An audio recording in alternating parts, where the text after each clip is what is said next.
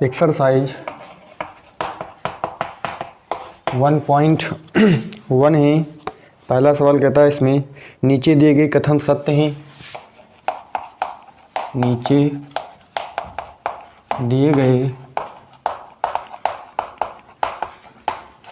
दिए गए कथन सत्य हैं या असत्य या असत्य। कारण के साथ अपने उत्तर दीजिए। कारण के साथ अपने उत्तर दीजिए। कारण के साथ अपने उत्तर दीजिए। पहला सवाल इसमें कहता है प्रत्येक पूर्ण संख्या एक प्राकृत संख्या है। प्रत्येक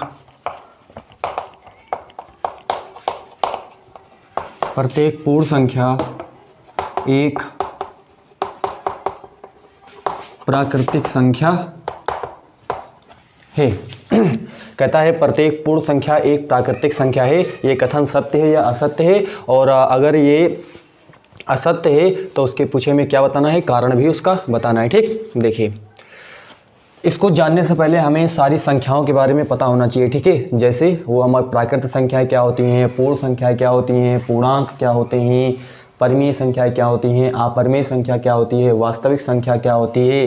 ठीक है, तो इन सारी संख्याओं के बारे में हमें सबसे पहले जानना होगा। ठीक है, तो हम जानते हैं कि एक प्राकृत संख्या वह होती है जिनसे वस्तुओं की गणना की जाती है। ठीक है, वो जैसे हो गई हमारी 1 हो गई, 2 हो गई, 3 हो गई, 4 हो गई, डॉट डॉट, इस तरीके से ये सारी संख्याएं क्या होती है, हमारी प्राकृत संख्याएं होती है। ठीक, अर्थात जो सबसे छोटी प्राकृत संख्या होती है वो हमारी 1 होती है। ठीक, और प्राकृत संख्याओं के समुच्चय को हम कैपिटल एन से क्या करते हैं, प्रदर्शित करते हैं। ठीक, देखिए ये हमारे पास एन होता है जो कि नेचुरल नंबर जैसे हम प्राकृत संख्या बोलते हैं। इनमें कौन सी संख्याएं आती हैं, ठीक है, उनमें आती है हमारी 1 होती है, 2 होती है, 3 होती है, 4 और 5, इस तरीके से ये सारे नंबर्स इसमें आते हैं। ठीक है, नेक्स्ट है अब हमारी पूर्ण संख्या क्या होती है, जिसे हम होल नंबर बोलते हैं। ठीक है, होल नंबर्स क्या होते हैं हमें पता है। होल नंबर्स यदि इन प्राकृत संख्याओं में जीरो को सम्मिलित कर लिया जाए, यदि इन प्राकृत संख्याओं में जीरो को सम्मिलित कर लिया जाए तो वे संख्याएं हमारी पूर्ण संख्याएं होती है। ठीक है, तो यदि हम जीरो को इसमें सम्मिलित कर लेते हैं, 0 1 2 1 3 1 4 1 5, इस तरीके से, तो ये सारी जो संख्याएं होंगी वो हमारी क्या होंगी, होल नंबर्स होंगे। इन्हें हम क्या बोलते हैं, पूर्ण संख्याएं बोलते हैं। ठीक, अब प्रश्न देखते कहता है प्रत्येक पूर्ण संख्या एक प्राकृत संख्या है। तो देखते हैं प्रत्येक पूर्ण संख्या एक प्राकृत संख्या है। तो देखिए 1 2 3 4 5 ये सारे पूर्ण संख्याएं जो कि प्राकृत संख्या हैं, लेकिन जीरो जो है वो आपका होल नंबर है, लेकिन क्या है, आपका एक नेचुरल नंबर नहीं है। कहने का मतलब जीरो आपका एक पूर्ण संख्या है लेकिन आपका एक प्राकृत संख्या नहीं है। तो ये विकल्प जो होगा वो हमारा क्या होगा, असत्य होगा। ठीक है, कि प्रत्येक पूर्ण संख्या एक प्राकृत संख्या है, तो ये कथन हमारा क्या है, असत्य है। ठीक है, तो इसके उत्तर में हम लिखेंगे असत्य है। असत्य है, तो इसके पीछे में क्या बताना, कारण बताना है। क्योंकि शून्य है ना, शून्य एक पूर्ण संख्या है। क्योंकि शून्य एक पूर्ण संख्या है परंतु एक प्राकृत संख्या नहीं है, एक प्राकृतिक परंतु एक हमारी प्राकृत संख्या नहीं है। ठीक है, तो इस कारण में हम लिख सकते हैं, ठीक, कि प्रत्येक पूर्ण संख्या एक प्राकृत संख्या जो है वो नहीं होती। ठीक है, लेकिन इसका उल्टा बोले, हर एक प्राकृत संख्या एक पूर्ण संख्या होती है। ठीक, इसका उल्टा सही है, लेकिन ये जो चीज लिखा हुआ ये गलत है। ठीक, कि प्रत्येक पूर्ण संख्या एक प्राकृत संख्या नहीं होती है, लेकिन इसका विपरीत प्रत्येक प्राकृत संख्या एक पूर्ण संख्या होती है। ठीक, तो ये हमारा क्या है, पहला क्वेश्चन है। क्वेश्चन नंबर 2 हल करते हैं हम इसमें।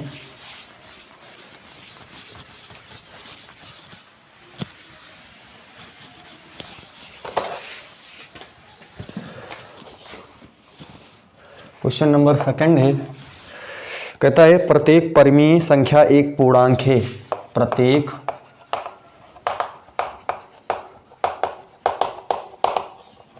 प्रत्येक परिमेय संख्या एक पूर्णांक है।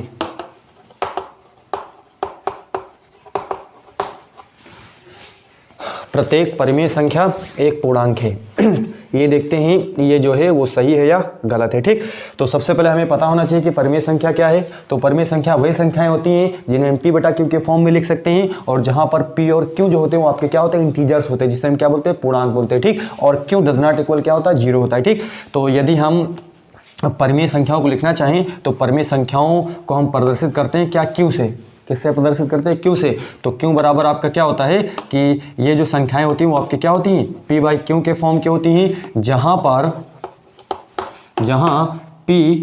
व q क्या होते हैं, आपके पूर्णांक होते हैं, जहां पर p व q क्या होते हैं, पूर्णांक होते हैं, तथा q डज नॉट इक्वल क्या होता है, 0 होता है। ठीक है, तो ये चीज़ आपको सबसे पहले ध्यान होनी चाहिए। ठीक, कि जो आपकी रेशनल नंबर्स होते हैं, अर्थात जो आपकी परिमेय संख्याएं होती हैं वो p/q के फॉर्म के होती हैं, जहां p और q क्या होते हैं, पूर्णांक होते हैं, तथा q डज नॉट इक्वल क्या होता है, 0 होता है। ठीक है, तो ये चीज़, तो कहने का मतलब अगर हम संख्याएं लिखें, परिमेय संख्याएं, तो हम लिख सकते हैं 1/2, 2/3, 4/3, 8/9, ये सारी हमारी क्या हो जाएंगी, p/q के फॉर्म की हैं, और q का मान जो है वो 0 भी नहीं है। ठीक, हर जगह देख लीजिए। ठीक, और आप ये भी ध्यान रखना है कि 0 भी अपने आप में एक परिमेय संख्या होती है। 0 भी अपने आप में एक क्या होती है, परिमेय संख्या होती है।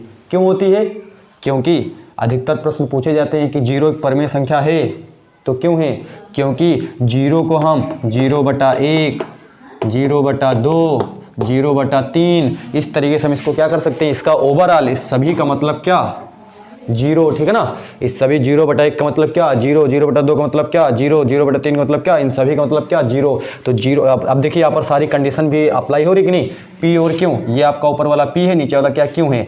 0 भी अपने आप में क्या होता है, पूर्णांक होता है, और 1 भी अपने आप में क्या होता है, पूर्णांक होता है। ठीक है, तो देखिए p और q दोनों क्या हो गए, पूर्णांक हो गए, और q का मान 0 नहीं होना चाहिए। और तो देख लीजिए आपके पास नीचे हर में क्या 1 है, तो इसका मान क्या है, 0 भी नहीं है। ठीक है, तो ये सारी शर्तें इसको क्या करता है, मान रहा है, तो हम क्या बोलेंगे कि यह जो संख्या है वो हमारी एक क्या है, परिमेय संख्या है। तो ध्यान रखना है कि 0 भी एक क्या होती है, हमारी परिमेय संख्या होती है। ठीक है, अब तो ये सारी हमारी क्या हो जाएंगी, परिमेय संख्या हो जाएंगी। ठीक, अब बात आती है किसकी, पूर्णांक की। तो पूर्णांक को हम प्रदर्शित करते हैं किससे, z से, या फिर किससे प्रदर्शित करते हैं, i से प्रदर्शित करते हैं। ठीक है, और इसमें जो नंबर्स आते हैं वो क्या आते हैं, इसमें नंबर्स जो आते हैं वो क्या आते हैं कि सबसे पहले हमें पता होना चाहिए कि इंटीजर्स क्या होते हैं, पूर्णांक क्या होते हैं। पूर्णांक क्या होते हैं, प्राकृत संख्या एवं उनकी ऋणात्मक संख्याओं के साथ।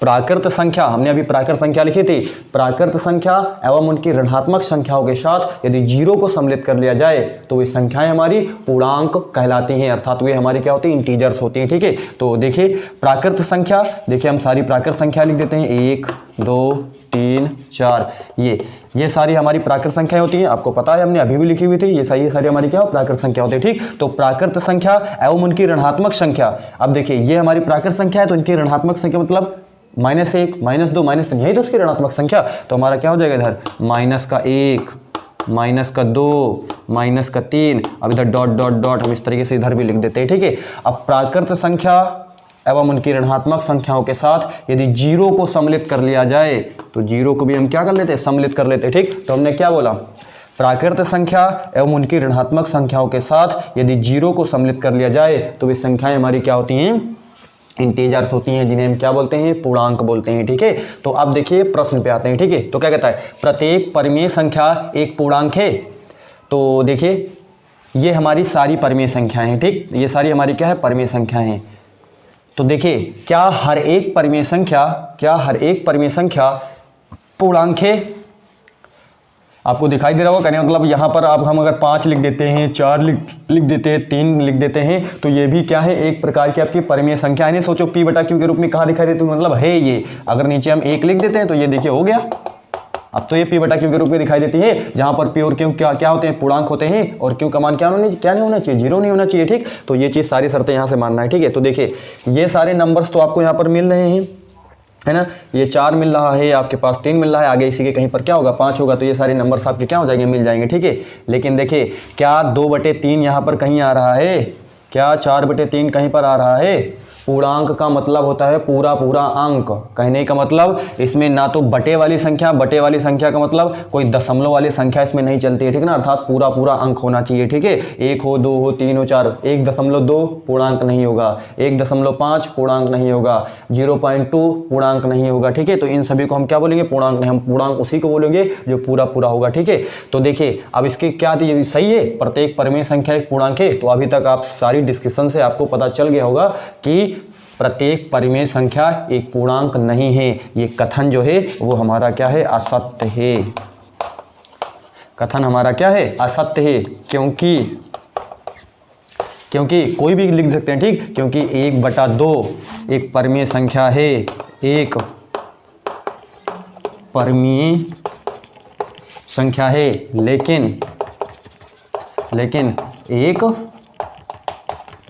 पूर्णांक नहीं है, ठीक है। आप चाहना तो आप अपने मन से कोई भी चीज़ यहाँ पर लिख सकते हो, नहीं सोचो कि मैंने ये लिख दिया तो यही वाला होगा, ठीक है ना, और कोई नहीं है, ठीक। आप अपने दिमाग से कुछ भी इस तरीके से लिख सकते हो, ठीक है, कि ये जो है 1/2 3/2 जो एक परिमेय संख्या है, लेकिन एक क्या है, पूर्णांक नहीं है, ठीक। तो इस तरीके से ये सेकंड जो है क्वेश्चन हल हो गया, ठीक। मुझे आशा है कि आपको बहुत आसानी से समझ में आ रहा होगा, ठीक है। और मेरे साथ पढ़ते हुए मजा आएगा आपको, इस अध्याय को हल करने में बहुत आसानी से हम आपको बताएंगे और मजा आने वाला है इस चैप्टर में, ठीक है। तो अब हम नेक्स्ट सवाल हल करते हैं। अगला, हर एक क्वेश्चन को हम बिल्कुल बेसिक से हल करेंगे ताकि आपको समझने में कोई क्या हो, दिक्कत ना हो, ठीक है। तो नेक्स्ट सवाल हम लगाते हैं। अगला,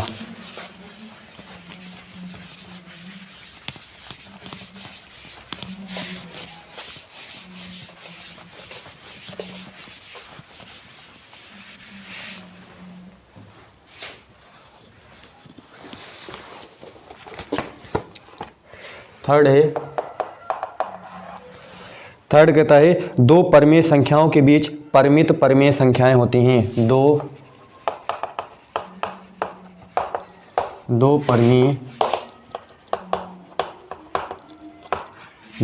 परिमेय संख्याओं के बीच परिमित परिमेय संख्याएं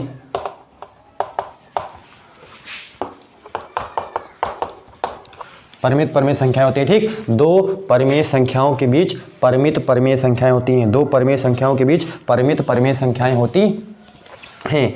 तो यह भी कथन आपका क्या है, असत्य है, ठीक है। ये भी कथन क्या था, क्योंकि दो परिमेय संख्याओं के बीच अनंत परिमेय संख्याएं होती हैं। दो परिमेय संख्याओं के बीच अनंत परिमेय संख्या होती हैं। तो ये कथन आपका क्या है, असत्य है, क्योंकि दो परिमेय संख्याओं के बीच अनंत परिमेय संख्याएं है ना। क्या बोला हमने, ये कथन क्या है, असत्य है, क्योंकि दो परिमेय संख्याओं के बीच अनंत परिमेय संख्याएं होती हैं, ठीक है। तो इस तरीके से ये आपका जो पहला क्वेश्चन था वो हल हो गया, ठीक है। अब क्वेश्चन नंबर बात करते हैं हम सेकंड की। क्वेश्चन नंबर सेकंड,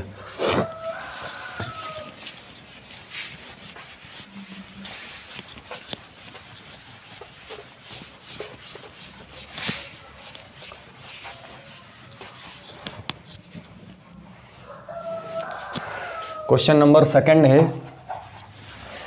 कहता है निम्न परिमेय संख्याओं के बीच निम्न परिमेय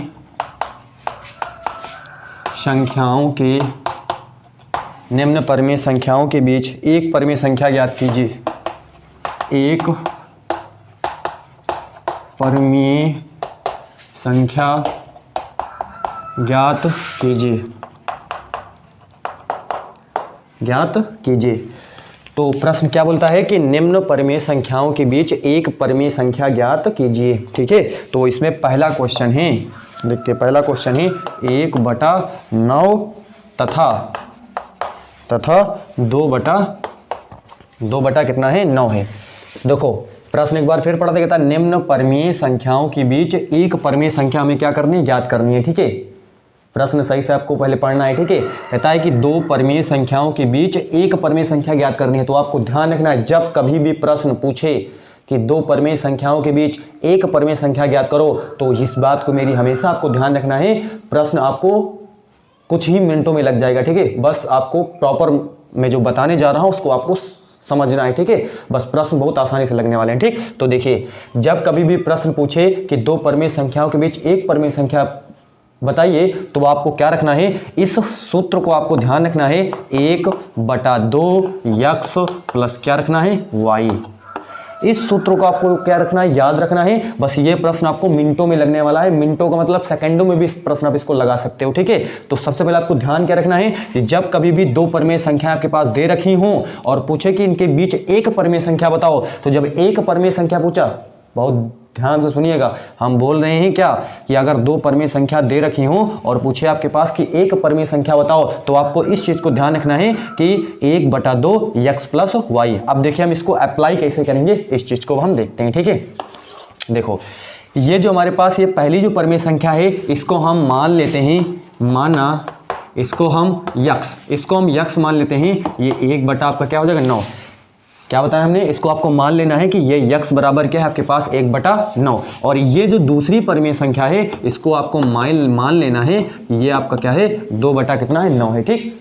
पहला स्टेप क्या है, हमको ये जो दो परिमेय संख्याएं दे रखी हैं, इसको आपको पहले को यक्स मान लेना है और दूसरे को आपको क्या मान लेना है, वाई मान लेना है, ठीक। अब हम इस सूत्र को क्या करते हैं, यहाँ पर अप्लाई करते हैं, ठीक। देखो, ये आपके पास क्या हो जाएगा, 1/2, ये हमारे पास क्या है, यक्स प्लस वाई। तो देखो, ये हमारे पास 1/2, यक्स की वैल्यू यहाँ से रख देते हैं हम, ये हमारे पास 1/9 प्लस ये कितना हो जाएगा, वाई कितना है हमारे पास, वाई जो है वो हमारे पास कितना है, 2 कितना है, ये 9 है, ठीक है। इस तरीके से अब देखो, और ये भी ध्यान रखना है कि ये जो x प्लस वाई ये ऊपर है, नहीं सोचो कि ये नीचे सर जी लिख दिया हो, ठीक है ना। कहने मतलब ये जो x प्लस वाई ये ऊपर है, यानी कि x प्लस वाई बटे 2 है कहने का मतलब, ठीक है। अगर आपको नहीं समझ में आ रहा है कि हमने इस तरीके से यहाँ पर लिख दिया है कि मतलब ये ऊपर है, चलिए हम उसको दिखा भी देते हैं लिख करके कैसे ये ऊपर है, ठीक है ना। तो ये हो जाएगा 1/9 प्लस क्या है, 2/9। अब तो आपको दिखाई दे रहा होगा, ठीक है ना। यानी कि ये जो है ये ऊपर है, यानी कि अंश में है, ठीक ना, ये आपके क्या है, हर में, ठीक। लेकिन सोचो कि ये कैसे लिख दिया है सर जी आपने, ठीक है। तो ये भी आपका क्या है, अंश में ही है, ठीक है ना। और 2 जो है वो आपका कहाँ पर, हर में, ठीक। अब यहाँ पर आपको प्रॉपर दिखाई भी दे रहा होगा, ठीक। देखो, बाकी प्रश्न तो हम यहीं से हल कर देते, लेकिन आपको सुविधा के लिए कि आपको दिखाई दे कि हाँ ये इस तरीके से लिखा हुआ है, ठीक है। अब देखो क्या करेंगे हम प्रश्न में, ऊपर देखिए यहाँ पर आपका हर बराबर ही है, तो ऊपर अंश वाली को क्या कर देते हैं, ऊपर जोड़ देते हैं, ठीक है। तो 2 + 1 बटा कितना हो जाएगा, हर बराबर है तो नीचे 9 लिख देते हैं, बटा कितना हो जाएगा हमारे पास, 2 हो जाएगा, ठीक। बराबर ये 2 1 कितना हो जाएगा, 3/9 बटा कितना हो जाएगा हमारे पास, 2 हो जाएगा, ठीक। अब देखिए ऊपर जो है वो अंश और हर में दिया हुआ, ये 3/9 जो है ये पूरा आपका क्या है, अंश में था, ठीक है ना। और नीचे जो था वो आपका क्या है, हर है, 2, ठीक है। अब देखिए क्या करेंगे, तो इसके लिए ये पर अंश और हर में दिया हुआ, तो नीचे हर भी जो है वो भी अंश और हर में होना चाहिए, ठीक है। क्या मतलब ये 2 था तो हम नीचे 1 क्या कर लेंगे, हम मान लेंगे, ठीक। क्योंकि ये 3/9 ये ऊपर इस तरीके से अंश और हर में दिया हुआ था, तो ये भी नीचे जो 2 लिखा है तो इसको भी हम नीचे क्या मान लेंगे, 1 मान लेंगे, ठीक है। तब भी ये अंश और हर में हो जाएगा, ठीक, तब ये बराबर हो जाएगा। अब देखो इसको पलटने में भी आसानी हो जाएगी, 3/9 गुणे 1 कितना हो जाएगा हमारे पास, 2 हो जाएगा, ठीक है। तो अब देखिए क्या हो जाएगा, यहाँ से 3 × 3 कितना हो जाएगा, 9 हो जाएगा, बराबर 1/3 गुणे कितना हो जाएगा, 2 हो जाएगा, बराबर 1 कितना हो जाएगा, 6 हो जाएगा, ठीक। तो ये आपके क्या होगा, इसका आंसर होगा, ठीक। तो 1/9 तथा 2/9 के बीच एक जो परिमेय संख्या है वो आपके क्या है, 1/6 है, ठीक। तो ये पहला सवाल जो है आप इस तरीके से इसको क्या कर सकते हो, हल कर सकते हो, ठीक। बाकी ये तो मैंने इतना लंबा तुमको मेथड बता दिया, मैं चाहता तो आपको यहाँ पर 3 या 4 लाइन में इसको आराम से लिख करके बता देता, बस आपको समझाने के लिए हमने इतना बड़ा कदम उठाया है, कहने मतलब इतना बड़ा स्टेप हमने क्या है, अन्यथा हम यहीं पर इसको सवाल 2 से 3 स्टेप में इसको हम खत्म कर सकते थे, ठीक है।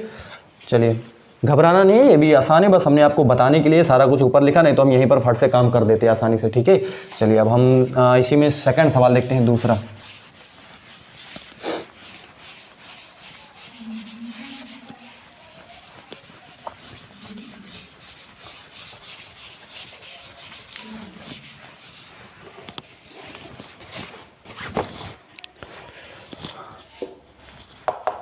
क्वेश्चन नंबर 2 है, कहता है 7 तथा 8। तो 7 तथा 8 के बीच आपको एक परिमेय संख्या बतानी है, तो ध्यान रखना है एक परिमेय संख्या बतानी, तो आपको ध्यान रखना है कि 1/2 x + y, ठीक। तुरंत प्रश्न बनेंगे। ठीक है, तो देखिए इसको सबसे पहले हमें क्या मान लेना है, इसको मान लेना है। ठीक है, माना x बराबर 7 और y बराबर क्या मान लेना आपके पास 8। ठीक, तो सूत्र को अप्लाई करते हैं तो ये हमारे पास कितना हो जाएगा 1/2 और x प्लस कितना हो जाएगा हमारे पास ये y हो जाएगा। ठीक, बराबर 1/2 x कितना है हमारे पास 7 है और ये हमारे पास कितना है 8 है। ठीक है, ये चीज़ बराबर ये 8 7 कितना हो जाएगा 15, तो मेरे पास एक 15 कितना हो जाएगा 2 हो जाएगा। ठीक, तो ये आपके पास क्या होगी 15/2 जो होगी वो आपके पास 7 और 8 के बीच एक क्या होगी हमारी परिमेय संख्या हो जाएगी। ठीक है, क्वेश्चन नंबर इसमें क्या है हमारा थर्ड है। क्वेश्चन नंबर थर्ड है, कहता है -4 तथा 5। तो -4 तथा 5 के बीच हमें क्या बतानी है, एक परिमेय संख्या क्या करनी ज्ञात करनी है। ठीक, सेम काम करना है वही, तो इसको हम मान लेंगे, माना x बराबर हमारे पास -4 है और y बराबर हमारे पास कितना है 5 है। ठीक, तो सूत्र को आपको ध्यान रखना है कि क्या हो जाएगा हमारे पास 1/2 और ये x प्लस कितना है y है, तो बराबर 1/2 x कितना है -4 है और y कितना है ये हमारे पास कितना है 5 है। ठीक, बराबर ये देखिए 5 है ये 4 है तो कितना हो जाएगा, यह -4 है प्लस का 5 है, ठीक, तो घट जाएगा तो कितना बचेगा 1 बचेगा। ठीक है, तो 1 बटा कितना हो जाएगा 2 हो जाएगा। ठीक, तो 1/2 जो होगा वो -4 तथा 5 के बीच जो होगी वो हमारी क्या होगी एक परिमेय संख्या हो जाएगी। ठीक है, क्वेश्चन नंबर अगला है 4 नंबर है, कहता है 0.50 तथा 1.5 0.50 तथा 1.5 के बीच हमें एक परिमेय संख्या बतानी है। ठीक, तो आसान है।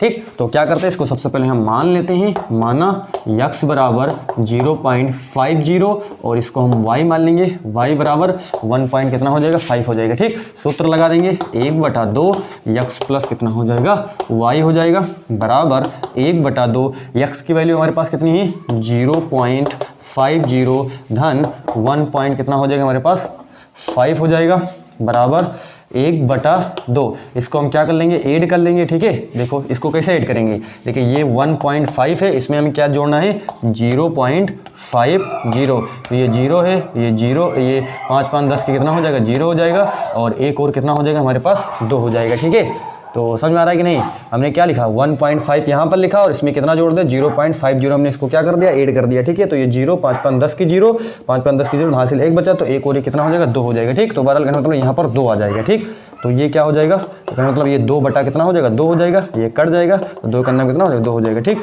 तो आपके पास ये आपके एक जो होगी यानी कि 0.50 तथा 1.5 के बीच एक जो परिमेय संख्या होगी वो आपकी क्या होगी 1 होगी। ठीक है, तो इस तरीके से हम क्वेश्चन नंबर सेकंड को बहुत ही आसानी से तरीके से इसको हम हल कर सकते हैं। ठीक है, तो मुझे आशा है आपको ये प्रश्न बहुत अच्छे तरीके से समझ में आ गया होगा। अगर अभी भी नहीं समझ में आया है तो आप वीडियो को एक बार फिर से देखिए, मुझे बिल्कुल उम्मीद है कि आप बहुत अच्छी तरीके से ऐसे प्रश्नों पर कमांड बना पाएंगे। आपको दशमलव की भी संख्याएं दे दी जाए, आपको कितनी भी दशमलव की संख्या दे दी जाए, ठीक, आप उसमें या कोई ऋण की संख्या जैसे इस तरीके से ऋण वाली संख्या दे दी जाए, ठीक है, तो आप बड़ी आसानी तरीके से आप इसको हल कर पाएंगे। ठीक है, चलिए तो अब हम क्वेश्चन नंबर हल करते हैं थर्ड। क्वेश्चन नंबर थर्ड हम क्या करते हैं हल करते हैं।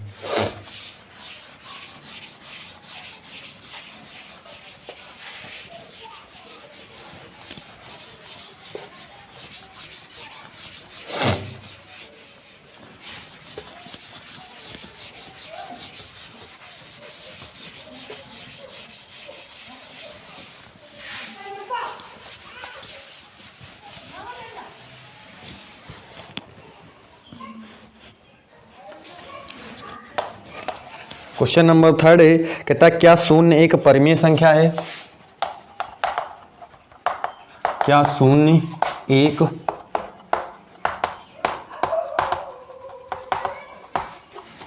एक परिमेय संख्या है? अपने उत्तर का औचित्य बताइए। अपने उत्तर का औचित्य, अपने उत्तर का औचित्य बताइए। ठीक है, देखो अभी हमने आपसे बात करी थी जब हमने परिमेय संख्याओं के बारे में आपको बताया था, तो वहां पर आपको बताया था कि शून्य आपकी एक क्या होती है परिमेय संख्या होती है। ठीक है, तो क्या शून्य एक परिमेय संख्या है? हाँ शून्य एक परमीय संख्या है। हाँ शून्य एक परमीय संख्या है। अपने उत्तर का औचित्य बताइए। तो अपने उत्तर का औचित्य हम क्या बताएंगे? हाँ शून्य एक परमीय संख्या है, क्योंकि शून्य को p बटा क्यों जहां p तथा क्यों पूर्णांक, तथा क्यों डज नॉट इक्वल क्या है? 0 है। ठीक है, शून्य को है ना p बटा क्यों जहां p तथा क्यों क्या है? पूर्णांक, तथा क्यों डज नॉट इक्वल क्या है? 0 है।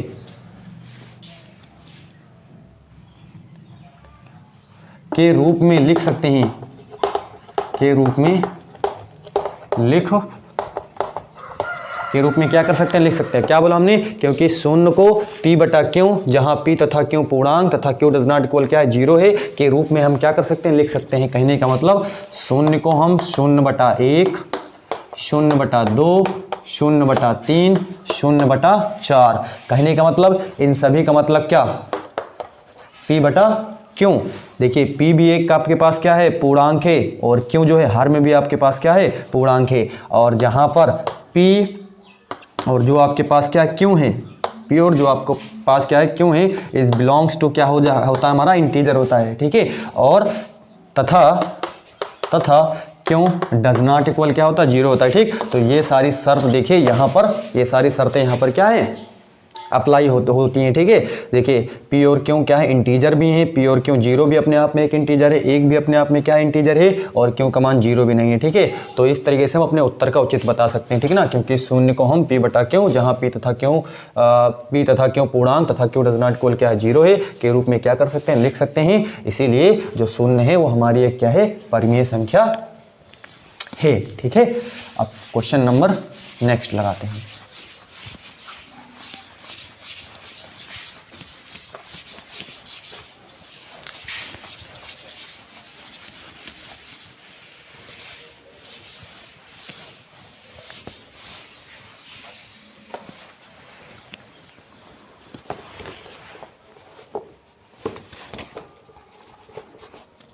क्वेश्चन नंबर 4 है, कहता है 3/7 तथा 5/7 के बीच 4 परमीय संख्याएं ज्ञात कीजिए। 4 परमीय संख्याएं के बीच 4 परमीय संख्याएं ज्ञात कीजिए। 3/7 तथा 5/7 के बीच 4 परमीय संख्याएं ज्ञात कीजिए। ठीक, अभी तक हमने जो सेकंड नंबर क्वेश्चन हल करा था वहां पर पूछ रहा था कि 2 परमीय संख्याओं के बीच एक परमीय संख्या बताइए, तो हमने वहां पर सूत्र क्या लगाया था? 1/2 x + y। लेकिन अब प्रश्न आपको क्या पढ़ना है कि प्रश्न में क्या करना है आपको कि 4 परमीय संख्याएं हमें क्या करनी है? ज्ञात करनी है। 2 परमीय संख्याएं दे रखी हैं, इनके मध्य 4 परमीय संख्याएं ज्ञात करनी है। ठीक, तो इसके लिए आपको क्या करना होगा? ठीक है,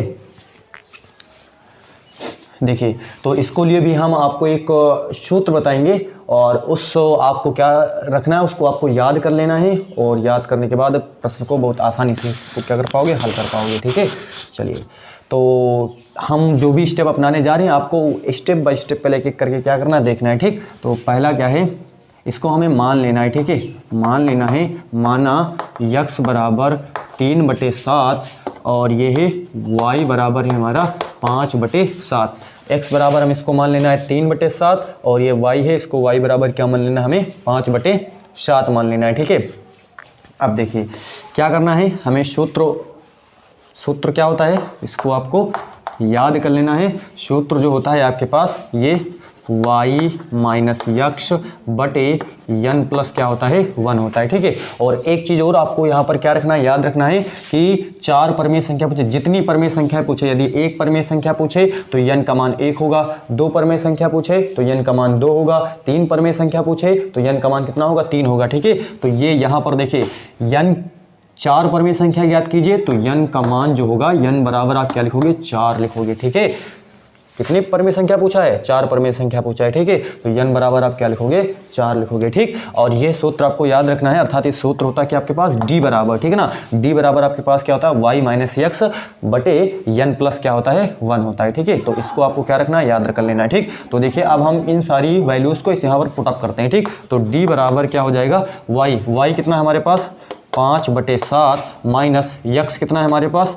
3/7 बटे कितना है n कितना है 4 प्लस कितना हो जाएगा 1 हो जाएगा। ठीक, तो देखिए d बराबर हमारे पास कितना हो जाएगा, ये 5 में यहाँ पर हर देखिए बराबर हो गया, तो 5 माइनस का 3 बटा कितना हो जाएगा 7 बटे कितना हो जाएगा हमारे पास 5 हो जाएगा। ठीक है, देखिए तो d बराबर ये हो जाएगा हमारे पास कितना हो जाएगा 2 बटा कितना हो जाएगा 7 बटे कितना हो जाएगा हमारे पास 5 हो जाएगा। ठीक, ये हमारे पास 2/7 बटे कितना हो जाएगा 5 हो जाएगा। ठीक है, तो देखो हम फिर से एक बार ये चीज़ यहाँ पर लिख देते हैं, तो देखो ये हमारे पास है 2/7 बटे कितना है 5 है। ठीक है, तो ये ऊपर देखिए 2/7 ये जो ऊपर वाला है, ठीक है ना, और नीचे भी यानी कि ऊपर दे 2/7 ये ऊपर यानी कि अंश और हर में दिया है, तो नीचे भी देखिए ये केवल 5 है, तो इसको भी हम नीचे 1 मान लेंगे। ठीक है, तो नीचे हम क्या मान लेंगे 1 मान लेंगे। ठीक है, तो आपके पास d बराबर जो निकल करके आएगा वो कितना आएगा 2/7, ताकि इसको पलटने में हमें क्या हो आसानी हो। ठीक, तो 2/7 गुणे 1 बटे कितना हो जाएगा 5 हो जाएगा। ठीक है, तो d बराबर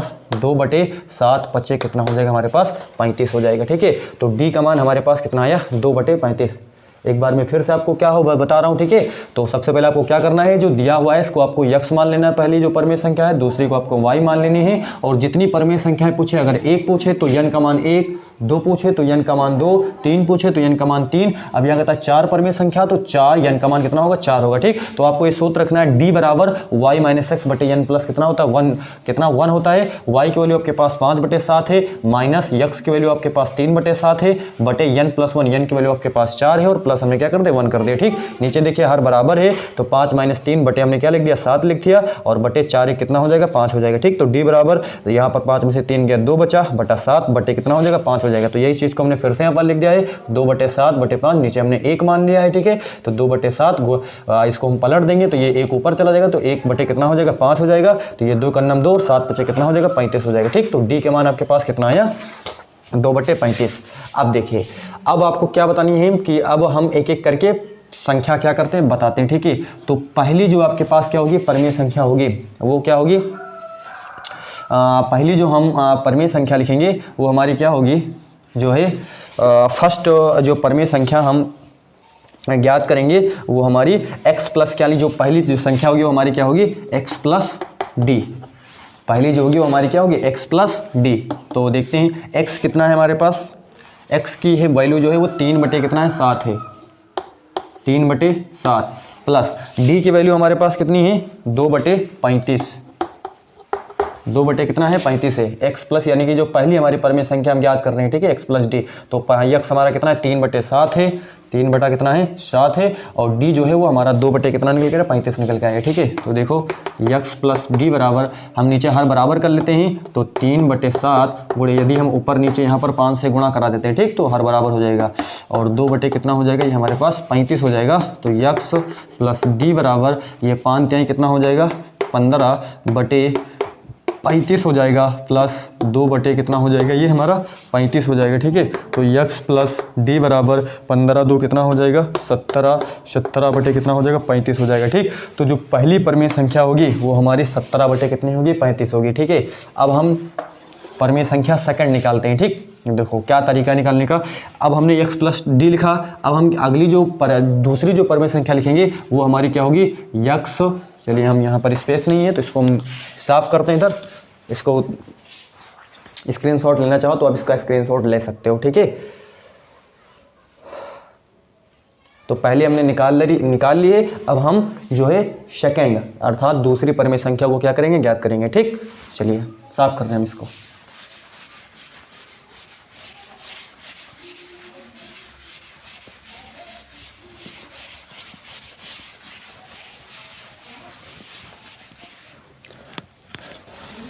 देखो दूसरी कैसे निकालेंगे, हमने यहाँ पर पहले x प्लस डी, अब जो दूसरी होगी वो आपके पास क्या होगी x प्लस 2d, ठीक है। x प्लस डी पहली, दूसरी x प्लस 2d, तीसरी निकालना हो x प्लस 3d, चौथी निकालना हो तो x प्लस 4d, ये काम करना है। ठीक है, तो यहाँ पर देखिए x कितना है 3/7 है और प्लस 2 गुणे d हमारे पास कितना है 2, d निकल के आया हमारे पास 2 बटे कितना निकल के आया था 35 निकल के आया था। ठीक है, तो x प्लस 2d बराबर 3/7 बराबर 2 दूनी कितना हो जाएगा, ओ प्लस है, प्लस कितना हो जाएगा 2 दूनी 4 बटे कितना हो जाएगा हमारे पास 35 हो जाएगा। ठीक है, ये 2 दूनी कितना हो जाएगा 4 बटे कितना हो जाएगा 35 हो जाएगा। ठीक, तो x प्लस 2d बराबर हर बराबर करते हैं तो 3 गुणे 5 बटे 7 गुणे कितना हो जाएगा 5 हो जाएगा, प्लस 4 बटे कितना हो जाएगा ये 35 हो जाएगा। ठीक है, तो x प्लस 2d बराबर 5 कितना हो जाएगा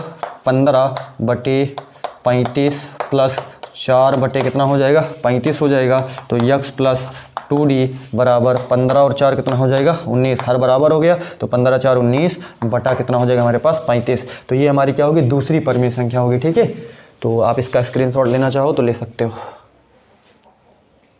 अब हम तीसरी परिमेय संख्या क्या करते हैं ज्ञात करते हैं।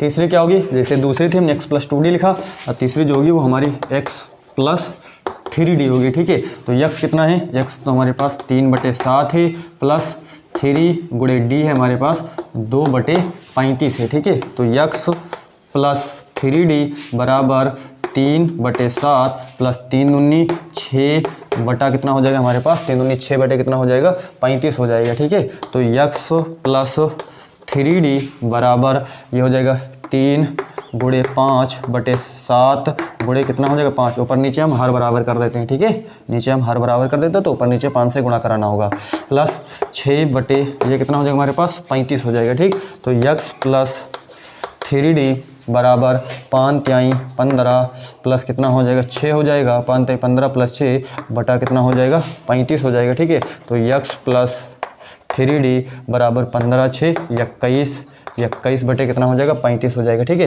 तो ये आपकी क्या होगी तीसरी परिमेय संख्या होगी। ठीक है, अब हमें चौथी परिमेय संख्या ज्ञात करनी है। ठीक, तो चौथी देखो कैसे ज्ञात करेंगे, x प्लस 4d बराबर देखिए x की वैल्यू हमारे पास 3/7 है प्लस 4 गुणे d की वैल्यू हमारे पास 2/35 है। तो देखो x प्लस 3d बराबर 3 गुणे जो हो जाएगा 3 गुणे 5/7 गुणे कितना हो जाएगा 5 प्लस 4 दूनी 8 बटा कितना हो जाएगा हमारे पास 35 हो जाएगा। ठीक है, 35, तो ये x प्लस कितना 4d है। ठीक है, तो x प्लस ये कितना हो जाएगा 4d बराबर 5 तिहाई 15/7 बचे कितना हो जाएगा 35 हो जाएगा, प्लस ये 8 बटे कितना हो जाएगा हमारे पास 35 हो जाएगा। ठीक, तो x प्लस 4d बराबर हो जाएगा कितना 8 5 13 कितना हो जाएगा 23 बटे कितना हो जाएगा हमारे पास 35 हो जाएगा। ठीक है, तो ये हमारी जो होगी चौथी परिमेय संख्या हो गई। ठीक, तो फाइनली क्या होगा 3/7 और 5/7 के बीच 4 परिमेय संख्याएं। पहली हमने क्या निकाली थी 17/35, फिर 19 बटे कितना हमने निकाला 35, फिर हमने कितना निकाला 21/35, फिर हमने कितना निकाला 23/35। तो ये क्या होंगी हमारी 4 क्या होंगी परिमेय संख्या होंगी। ठीक है, तो आपको इस सवाल को अभी अगर आपके एक बार में नहीं समझ में आया है तो आपको एक बार फिर से इसको रिपीट करके वीडियो को पॉज करके बार बार आप इसको रोक करके बेहतर समझिए। उसके बाद में आप इस तरीके के हर एक प्रश्न को बहुत ही इजीली वे में आप इसको सॉल्व कर पाओगे। ठीक है, तो मुझे उम्मीद है कि आपको जो आज का सेशन मैंने पढ़ाया आपको बहुत अच्छी तरीके से समझ में आया होगा। अगर जो है आपको अगर नहीं समझ में आया है तो आपको एक बार वीडियो और फिर से देखनी है, फिर आप इन प्रश्नों को बड़ी ही आसानी से हल कर पाओगे। ठीक है, तो इसके आगे के सवाल जो हैं वो हम नेक्स्ट वीडियो में क्या करेंगे लेकर के आएंगे आपके पास।